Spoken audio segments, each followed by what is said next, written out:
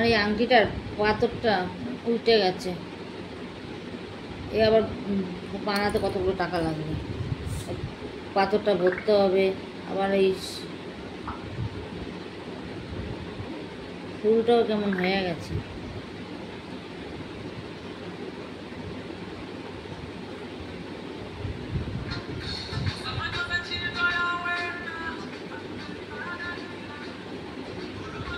সোনা জিনিস পড়লেই আস্তে আস্তে গ্লেজ নষ্ট হয়ে যায়।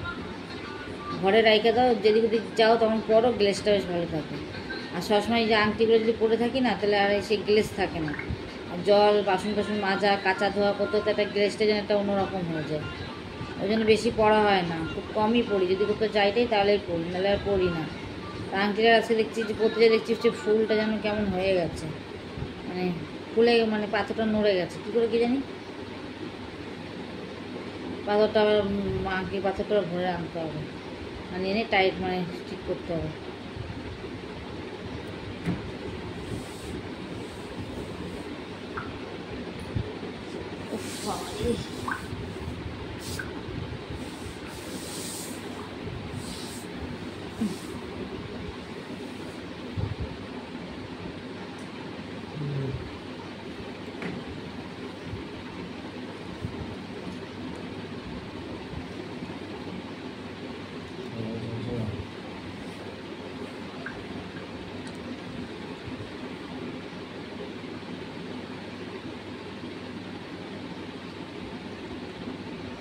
তোমার সারা গায়ে হয়েছে,